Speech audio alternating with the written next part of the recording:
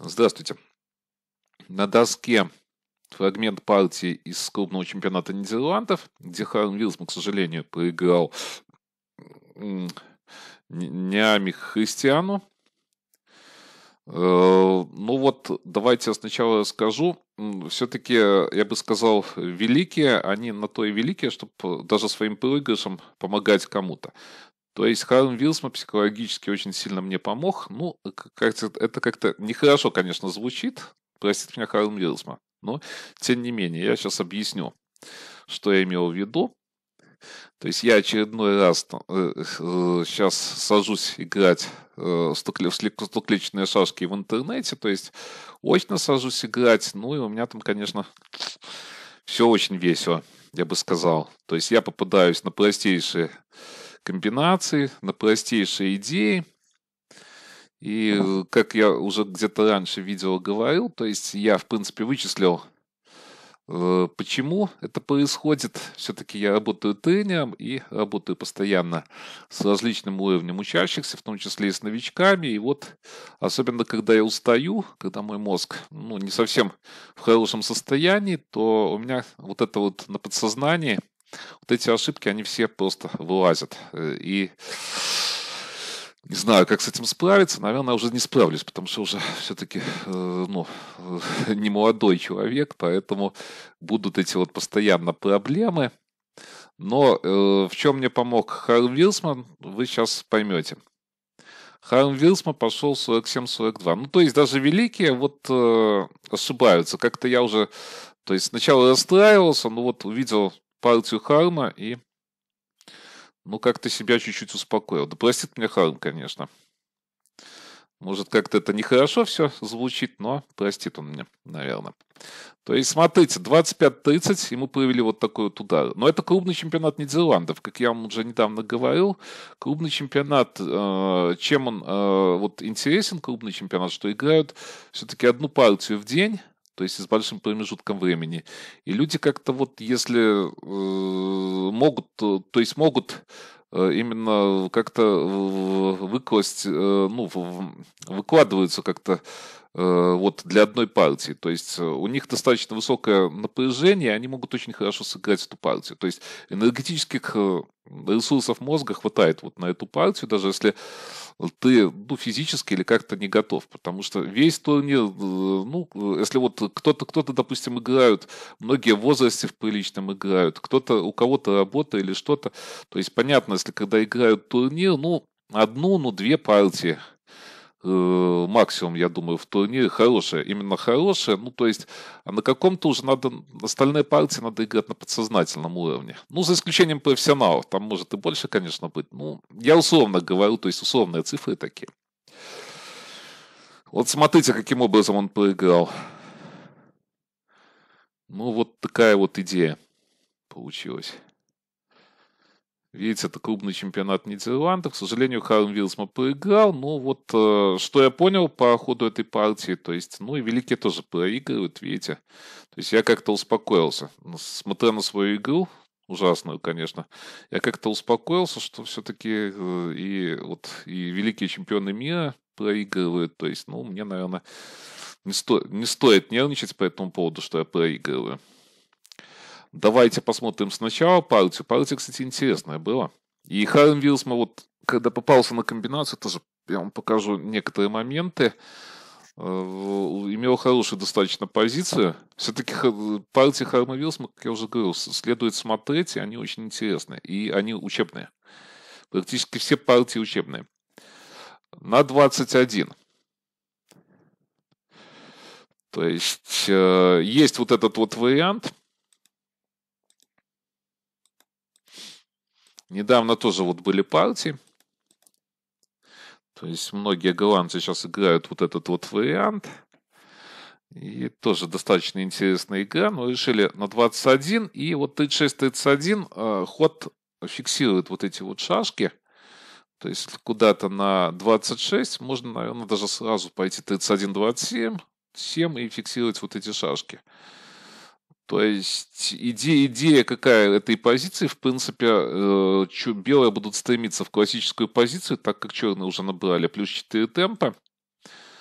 То есть, вот игра, покуда такой характер будет, ну, принимать, я думаю. Но вот 31-26, конечно, такой интересный ход. Своеобразный ход, я бы сказал.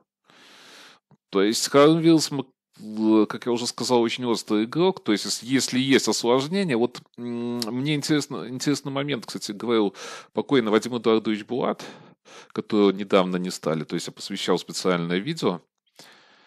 И получается, он одно время жил в доме у Харма Вилсмы, и то есть он как характеризовал его игру. То есть, если есть где-то малейшее осложнение, он идет на это осложнение. То есть, у него феноменальный расчет, естественно, ну, феноменальные способности, и поэтому он идет на любое осложнение, и в результате вот он выигрывает партии. И, кстати, что вот для меня, допустим, очень важно, очень хорошая партия у него, конечно, учебная, можно сказать. Практически, вот, не знаю, наверное, может даже по партиям, вот, если судить по моему каналу, то вот именно учебных партий Харма Вилсма, наверное, самое больше даже, может, на канале. Ну, кто-то еще есть, там, великих чемпионов, понятно, много партий. Ну, наверное, вот Харм Вилсма лидирует. Конечно, я еще скажу один момент такой. Перескочу с мысли на мысль. Конечно, вот именно учебные партии Харма Вилсмы, вот у меня больше, наверное, учебных партий на канале. А по интересу, понятно, вот многие могут сказать, у меня очень много партий Ханса Янсена. Там тоже очень много интересных именно партий, но не учебных, а вот интересных партий у Ханса Янсена. А у Харма Вилсмы очень много учебных примеров и очень хороших примеров. Так что смотрите партии Харма Вилсмы. Хотя у всех, как я уже говорил, там у меня много всех чемпионов мира партий, то есть все практически учебные, поэтому я здесь не хочу никого обидеть, но вот такие у меня мысли. Смотрите, на 27 он поставил. То есть, конечно, если 6, вот 6 пошел, да, вот 6. Может, стоило и куда-нибудь сюда пойти, потому что все-таки темпов много, то есть по случаю разменялся бы он. Естественно, сюда не пойдешь, потому что здесь 12-17 будут, я думаю, что 12-17 я бы пошел вот подвязывать белых. И размены в конце концов есть, то есть на 16. И уже тут плюс 6 темпов, то есть позиция очень приличная у черных. Особенно вот кто русскими шашками занимается, то есть вот это типичное нападение, сейчас что-то посмотрел, почему-то вот как-то психологически они нападают многие. Хотя, может, не все, естественно. Сейчас скажу, комментарий появится, что не все, но очень многие. Вот сейчас вот, когда именно занимаются русскими шашками, почему-то я у многих вот это вот замечал нападение, то есть даже если походить, допустим, сюда на 26, то отдача темпов, то есть, ну, для меня как-то это неприемлемо. Но вот я заметил, что вот есть такие ходы. То есть тоже, когда много занимаешься, понятно, свое там восприятие позиции идет. Ну вот, смотрите, очень интересно сейчас, 35-30. То есть, если куда-то, допустим, 19, то я думаю, что именно 30-25, наверное, вот с одной стороны блокирует, но с другой стороны, может, конечно, быть 14-19 ход. Позиция, я думаю, что вот это вот как раз может быть и игралось, потому что здесь нету 36-й шашки, достаточно интересный момент. То есть, либо 34, вот по Сейбернсу, скорее всего, 34-29 было бы, либо здесь на 30, либо на 29. Вот у Сейбернса есть такие партии, то есть потом либо здесь, но не сразу, возможно, не сразу атака, либо здесь вот может подвести, потом где-то проатаковать. Но вот есть у него такие партии, то есть выждать максимально, как вот Сейбернс выжидал. Либо даже может каким-то образом и на 30 можно. Ну, на 30 я бы, наверное, все-таки не ходил. Здесь, наверное, чуть не такая позиция. Хотя, тоже бы интересная позиция вот была. 50, потом подвести, то есть тоже интересная достаточно позиция. Можно ее играть. Так, на 29. 40-35. Ну, вот он пошел сразу, видите, принял вот этот вот этот 35-30, то есть сейчас связку принял, можно сказать, вот эту игровую позицию соперник. Тоже молодец он, конечно, 44-40, 11-16, 50. Ну, 41-36, вот более выжидательный такой ход.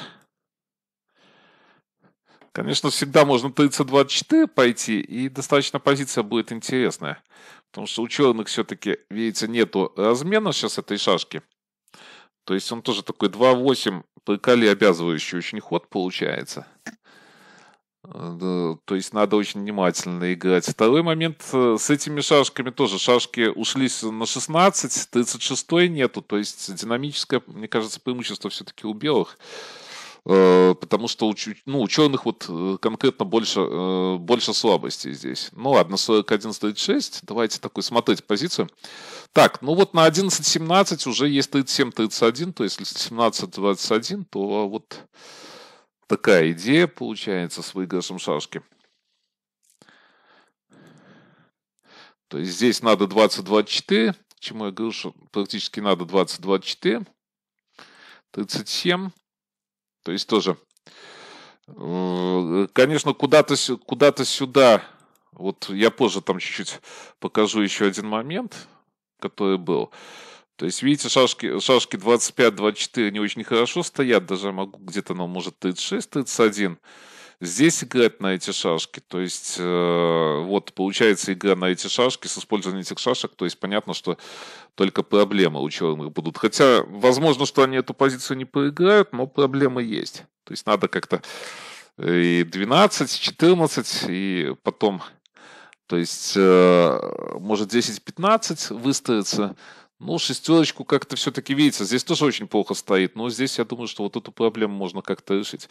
Я бы, кстати, здесь 40-34 не ходил. Допустим, вот здесь бы каким-то образом 36-31 зафиксировал, чтобы поиграть вот именно на отсталую, на вот эту висячую шашку 11. На 27. Получается 33-28. 21-26. Ну, здесь, если 11-16, вот о чем я раньше чуть говорил, то 28-23 получается и 38-32. И вот опять получается, что вот эти вот шашки плохие, надо, допустим, я думаю, что, скорее всего, надо на 17 менять, чтобы как-то исключить меньше, то есть проблем было у черных. То есть, потому что играть, видите, если одновременно играть на все моменты, как я уже говорил, или на несколько моментов, то может очень нехорошая позиция. Сосредоточение внимания быть не очень хорошая позиция. Ну, здесь, кстати, по поводу сосредоточения внимания, то есть, смотрите, наверное, только какой-то 14-19 есть ход. Допустим, если так, то уже есть этот момент. Вот. То есть, наверное, только давайте посмотрим, что тут 14-19. 14 тоже, кстати, наверное, нету. Почему? Потому что 4-30 и на это нападение. Так. То есть, ну, как я уже говорил, наверное, только 12-17. И 36-31. Понятно, что позиция у белых очень хорошая.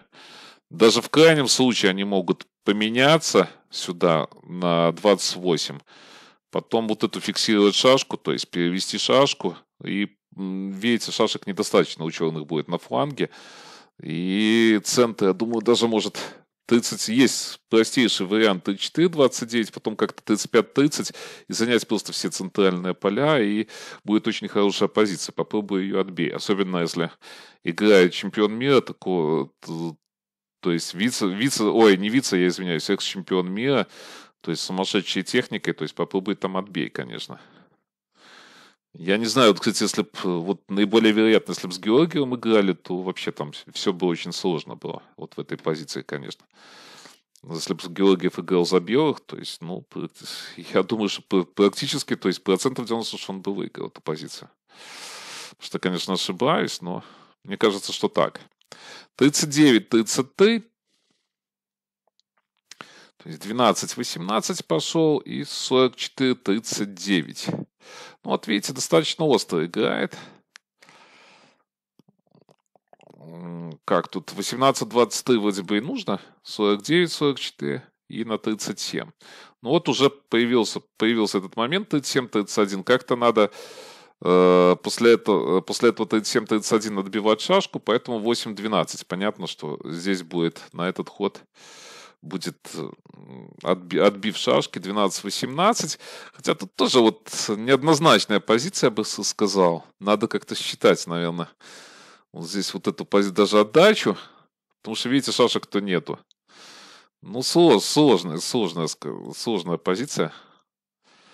То есть, может быть, всего и будет хватать, как-то отбиться хватит черным, ну, тоже проблемная. Надо считать. Я ее, честно говоря, предварительно не смотрел, поэтому, ну, не буду вам, можно сказать, морочить голову здесь с этой позицией. По крайней мере, надо ее считать. В партии надо ее считать. 39. Ну вот, видите, опять. Вот вроде бы связка, да, здесь ничего не предвещает. То есть, хорошего вроде бы белым, да. Вроде бы связка. Но играет смело, достаточно хорошо играет. 38-33. Опять сейчас появляется вот этот вот момент. И надо его постоянно будет смотреть с отдачей. И 37-31. Потом подходит 47 и так далее. 8-12, 43.